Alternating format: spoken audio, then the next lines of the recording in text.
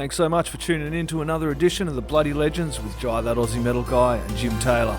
Make sure you're a bloody legend and hit that like and subscribe so you can keep up to date with all the great content from these bloody legends. G'day, how are you all going? It's Jai That Aussie Metal Guy here with my co-host Jim Taylor of the Bloody Legends. And today we have an awesome legend on the show. We have Richard Patrick of Filter. Thank you so much for joining me, my friend. I know It's been a busy time of year. You played just about everywhere in the US through 2023 there. It's the 30th anniversary of Filter. You've dropped the Algorithm album. It is a busy time, so thank you very much for joining us. Thank you for having me. Bro, this is wonderful. This is wonderful. We I like appreciate your dungeon there, sir. Very cool. Actually, it's my space lab. Oh, I like that. Okay. Can you hear that? All right. Can you hear that? I do. Can you hear I heard that? something. I heard a warble. What was that? Yeah, that's my keyboard. I'm just writing music as we speak. That's so cool. So Richard, Awesome. So you're in your studio too. Yeah, you're Yes, sir. we're studio people. Yeah. I love it. Yeah, gear, equipment, Here. guitars. Yeah. Yes. Keyboards. Keyboards, Weird. guitars, outboard equipment, compressors. Exactly. well, Exactly, sir. while we're mentioning all this, actually, we were just talking before you jumped in there about one thing I've known for Filter and one thing I've loved from the very first album, that Filter has been able to create these amazing soundscapes with the music that you create there, Richard, but also like the work that you've been doing now. People probably don't realize you've been doing work scoring films there, and me and Jim were just discussing because he does the same thing there as well. Right. Cool. Yeah, no, I love making music. You know, I famously said that, like, you know, it has taken me around the world a couple times, and music has saved my life for sure. Yeah. So I have my own little dojo. I'm stealing the American flag from all the Trumpers. Yeah, good. It's a crazy time of year. It's starting to come a crazy time of year. So I don't blame you for wanting to fuck off over to Australia and New Zealand for a tour through 20. Yeah, we're gonna play. We're gonna play some music over there. Yeah, get out of there for a little bit. That Algorithm album is an absolutely amazing album. Some people have been hailing it as one of the best albums in a long time from Filter. Can you tell me a little bit about making this album there, Richard? It was a lot of fun. It was a lot of fun. It was written right here, most of it. And I worked with a lot of great people. I worked with a kid named Zach Monowitz who plays, I saw him playing guitar on Instagram, and I literally was like, how can I sing over that? And he sent me all his files through Dropbox, and I pieced it all together and wrote 3 songs with him. And then I worked with Sam Tenez, who's a great songwriter. And I worked with, who else? I worked with Mark Jackson and Ian Scott and Seth Mosley. And my bandmates jumped in and played guitar all over. The Johnny Radke played guitar all over it. And we just had the best time. It was really fun. Elias Mallon played drums. He is a fantastic drummer. We had the whole record kind of done with the drum machine. And then right before we started mixing, I said, let's go to a little studio called Stag Street, which is a great little place, got a great little room and an API board in Burbank. And we just set up shop there for 2 days. And Elias played like 6 songs one day and then 6 songs another. And Brian Virtue was there to produce it with me. Brian Virtue, amazing producer / engineer / mixer. He mixed the record as well. And we just had a fun time. I mean, it was a lot of fun. It was a lot of goofing off, a lot of shit I was doing by myself, like thinking no one's gonna hear this. Like no one's gonna hear this. Like the song Up Against the Wall, which guess what that's about? And but I was singing it. That it's the highest song in the world. Like it's so high. It's like, you make me feel like I just want to die. So it's Yeah, this like, yeah, so it's like singing that high and just laughing, trying to hit the notes, just like yeah. goofing off and you know, and then like using it and being like, oh, okay, Yeah. well, it's kind of my friends liked it, you know, so I used it and yeah, just goofing off, a lot of it, a lot of fun. Like, you know, a lot of it was time here by myself, just like, you know, like no one's gonna like this, and you know, and playing it and then having a few friends listen and they're like, oh my God, this is really good. And it's like, oh, okay, cool. You're not gonna hate me, you know, and yeah, a lot of that, a lot of just going for it and you know, going with my instincts. And a lot of times I would just sit here and like people would make suggestions and I'd be like, nah, I like it the way it is. That's it. That's this is the Beautiful. song. That's it. You know, just a lot of times people are like, what about our adding harmonies in this? I'm like, nah, it's nah. Nah, just keep You know it. what I mean? Like Yeah, just keep it simple, you know, and it paid off. I stuck to my guns a lot of the record. Um, yeah, it was fun. that's Yep. awesome. That particular riff too. It's funny. I actually had on up against the wall this morning, and it's such an interesting guitar riff, which you've always done. Well, But it that's was Zach. cool to hear. That's the Okay. magic of Zach Monowitz. That's that Wow. 21-year-old kid from Connecticut. Yeah, Oh, I beautiful. found him, literally found him on Instagram and like said, "Do you want to write with me?" And he was like, "Sure. I just graduated from Berkeley. I'm ready." So he's like this, Oh, yeah. So he's like this yeah, genius, like yeah. yeah, and But the he's use of amazing. like pitch shifters and all that, man, Yeah, it was just, it's so heavy. It's yeah. so heavy. And he does it all with a six string, and he just Yeah, depitches everything in a pitch shifter. yeah, It's it's it's beautiful. it's it's cheating, which I love. Yeah, I yeah, love yeah. I love when guitar players cheat and go like, well, I could have tuned it down, but I just used my little No, it's shifter and unique because it almost sounds like it almost sounds like you're using a synthesizer, but you're not because it has that yeah. digital crumbling. You know what I mean? And some And of then it and a lot of it was a D like a plug-in bass. Like it was a plug-in bass. oh yeah, Like a sample library. oh that's killer. Like we went crazy and just were like, who cares? I'm like, it sounds good the way it is. Right? He's like, you need to get a real bass player to play it. And I'm like, No. no, you know, but it's not like my bass player couldn't do that though, you know, and that's the thing. Right, Bobby Miller is an amazing bass player, but no doubt. but I just thought it sounded cool. I like the artifacts and everything. I liked all the digital warped, you know, ness Right, of it. right. Yeah. But Yep. that's always been something. Oh, sorry, Jay. You go, Jim.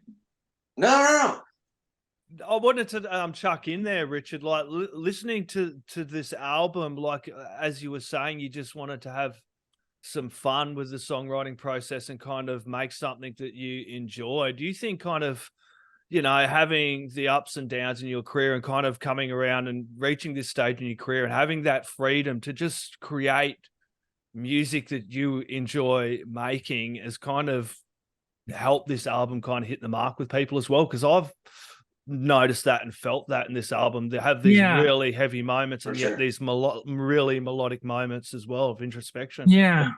I people say it's quirky or weird. It's singularly to me. It's my weirdness, you know, like sometimes I sing like a little out of tune, like you know what I mean? Like Yeah, I'm singing between the melody, like I'm making up a whole new like it goes modal and it's kind of weird, like you know what I mean? microtonal. Like, yeah. And other producers have really wanted to smooth all that out and make it like, you know, perfectly in tune and everything like that. And I just was like, you know, when I was 26, I wouldn't listen to anybody, and I would fucking like I wouldn't listen to fucking anyone, and I would just was like, no, this is cool. This is the way it is. This is awesome. I like it the way it is. You know what I mean? Like, Yeah. and I just kind of took the power back, and as opposed to working with different, people that ran the software and ended up kind of chiming in. I learned the software. I learned how to run Logic, and I just sat back and just kind of in my own world. Like I just wrote a song yesterday that is so totally short bus. Like it is Oh yeah. completely like it's just and it's just me kind of doing my thing as opposed to like relying on anyone or delegating the responsibilities and all of that. And not that I don't love all the filter records, because I love all the filter records, but what makes an algorithm different and the way that I'm writing different is that I'm just kind of putting my whole 2 cents in and kind of producing it myself. And I think that's what's kind of led back, because filter during title of record and amalgamate, it was an iron fist. Like I ran it with an iron, and it was just a veto. It was just like, this sucks. No, like this is not what this bothers me. I don't like this. I think it sounds weird. And once you put your standards at such a high level, then everybody has to kind of reach that. And sorry about that. And that's kind of the way it was. It was just that's the way it was during Tidal and Amalgamate and Short Bus. And Short Bus was pretty much done with me and Brian Lee's gang, Brian adding Yeah. overdubs and adding cool sounds, but all of the writing was me, you know what I mean? And all of the hits have been coming from my end, like Take a Picture was totally 100% me. Hey Man, Nice Shot was 100% me, so I just recognize that, like, am I being lazy by relying on other producers, or am I, and I thought I was being lazy. I thought I was being like phoning it in, and I can't. I gotta completely, if I'm gonna do it, I gotta, because a lot of it's hard work. Like a lot of it's like, man, what am I gonna do next in this guitar part? Like, what is Right. this guitar? And I've already done so much. Like I have 8 records. You know what I mean? Like how many more guitar parts can I think of? And so you have to push yourself. You have to constantly like drive and just go in. I go in every day. I work from like noon until like 5, and I exhaust everything that I can do in that day, and then I leave and I go home and I hang out with my kids, and Yeah. and my work ethic has like changed ever since I got this studio. And I took the full end of all of the equipment, this, just learning everything, playing bass, playing drums virtually, like just Sure. writing with drum machines and stuff like that. Like all of that was what I was doing when I was 23 in my Right. mom's basement when I did filter in the beginning, and that's what I needed to do again. That's beautiful. It's like full Yeah, circle. I mean, that's it's awesome. I mean, we're this is yeah, this yeah. is I do the same thing I here. mean, proudly, we were in a home studio. We It's literally beautiful. had $50,000 worth of equipment that the record company bought us, because that's how it was back in the day. Right. Like Right. there was a lot of money to be spent on, and we literally rented a house in Cleveland, and it was just the two of us and a computer that, we went crazy, and we got a gigabyte hard drive that was this big, and it Yeah, yeah. cost $4,000. And like, and our gigabyte hard drive, we sat there and we did like the second half of Short Bus, but the first half was done on an 8-track, and a lot of Oh magic wow. happened within that 8-track. Like a lot of like underspent, Hey Man, Nice Shot was done on an 8-track. Um, you know, Wow. yeah, like But it's like so it was it's the clarity is so amazing to this day, because dude. the home recording equipment got better, like in this 80s, Yeah. 90s, whatever. And now everybody's a pro, technically. I mean, it has evened everything out. Like, I mean, even in Logic Pro X, there's mastering software that they just added. And Yeah. it's like I have all this mastering stuff, and I'm thinking about selling it because I'm just like, they did such a great job of developing their own mastering. And plus Ozone 10 is amazing for me. You know what I mean? Like there's Yeah. there's so much great stuff, and all you need is a really good microphone and, like, you know, some ability, and, like, Yeah. you know, guitar, you know, and a guitar and a bass, and you're good. You're good to go. Like even these outboard, you know, keyboards and stuff, they're not necessary. You know what I mean? I have a Novation Summit and stuff like that, which is amazing. Yeah. But like you can kind of find stuff similar to that inside a $250 copy of Logic Pro X. You know what I mean? Absolutely. It's wild. So we've Filter has always been about the home recording studio. It has always Wow. been about, yeah, and like not going to a big huge studio where you feel like every second is you know $10,000, and, like, you know what I mean? Like Right. if you're like a real band, then the real band would rehearse in a rehearsal hall, and you would write your songs there, and you would get everything written and kind of, you know, ready, and then you would take those songs into a recording studio, and then you would record bit by bit, like, you know, all at the same time, or you know, like everybody isolated, and you would use a Yeah. recording studio. But now everybody has Logic and a laptop and a cheap interface, and everybody's allowed to make music like quality, you know. Yeah. Which is Yeah. fascinating, which is amazing. I mean, look at the people that are out there, like Rez had a laptop. She had a laptop and like some goggles, and that was her weird thing. And now she's like EDM's new, you know, baby, you know, like Right. EDM's. Right. And same with Dead Mouse, and you know, they had laptops and computers, and same with Trent Reznor. You know, Trent had a computer, and he worked at a recording studio and like cleaned the toilets to like be at this recording studio, but he brought so much of it in from just his Macintosh computer.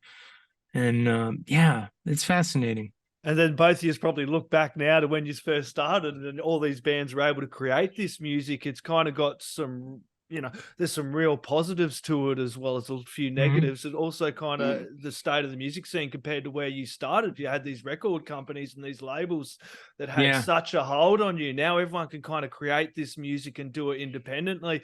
I know he's released through Golden Robot Records, are a really good label that were able to kind of give you that freedom to just kind of create music and do your own thing with this album. It must be good for you to see kind of that these labels don't have this kind of hold that they used to have. Yeah. Yeah. Yeah, Mark Alexander, like literally, like we gave him the record, and I was like, or we had him over to the studio, and we played the record for him, and he was just like, there's like 6 singles off of this record. Like, you know, he was happy as hell. And they're a good label too. They're a really good label. I just handed it to him. Like, here you go. Here's your gold bars. Let's go make some gold records. Like, you know what I mean? Like, That's cool.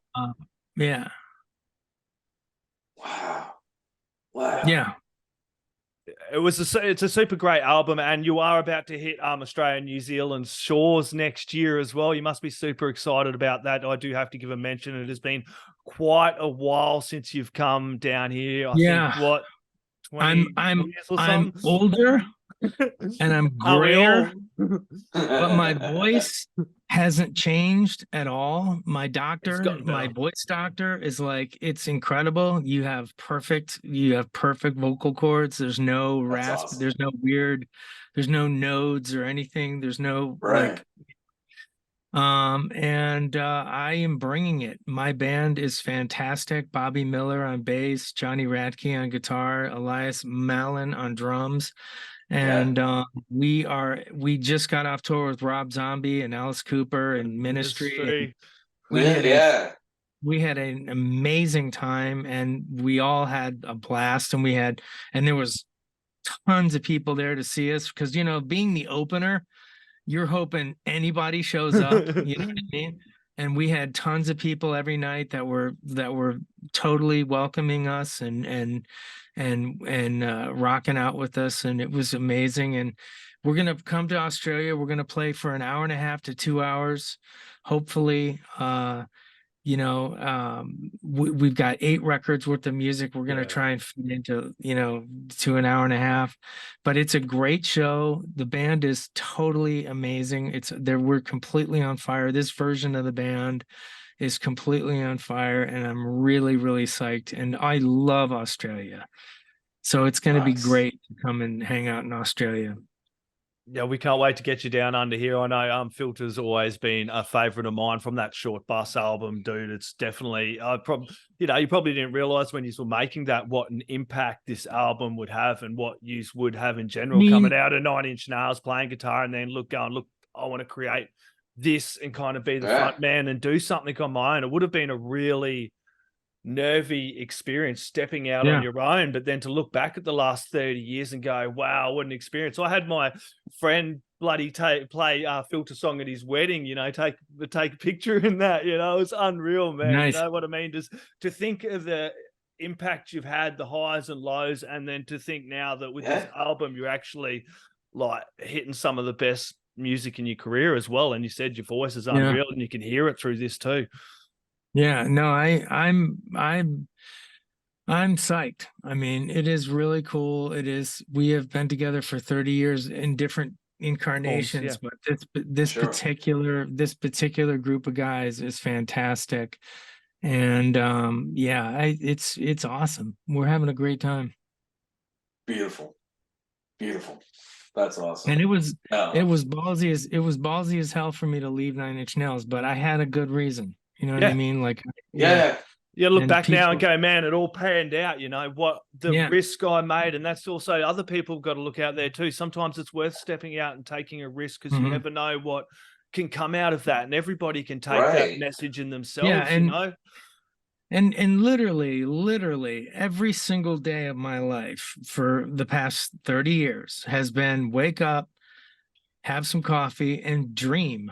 And think about like, what do I want to do today? Do I want to blow the day off and go see a movie and go hiking or something? Or back in the old days, it would go to a bar and get drunk.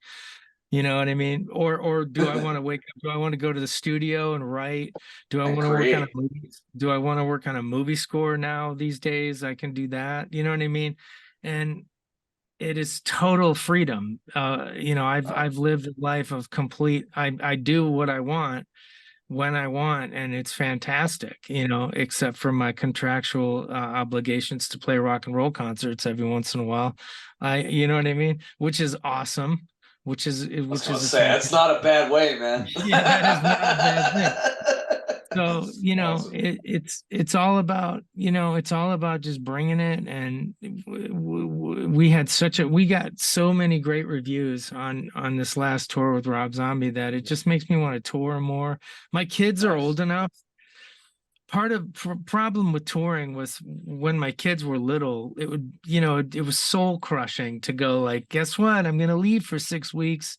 You know what I mean? My kids were like, what? This has actually come up. It's funny when I do these interviews, Richard, I have my kids now are, and I had this status talked about this. My kids now are old enough that they're like, oh, see you, Dad. Bring them along to the concerts and that. Play Nintendo. Now they're old enough that they're, And you have this guilt too when you go away when they're young like that. That's Darren from Sadis actually, because they just brought out their first album 16 years. He kind of stepped away and spent time with his family, and Frank from Suffocation has recently done the same, and it actually came up in a few interviews, that point you just said. So people don't forget the sacrifice that these guys make. It's awful to leave your family and like we're in buses we're doing buses. I mean, you can't have your kids on a bus unless you're like U2 level, you know what I mean? Like unless you're Coldplay level where you're playing arenas or stadiums every single night. You can't drag your family out with you, and they want stability. You know what I mean? The kids want a routine. They don't want.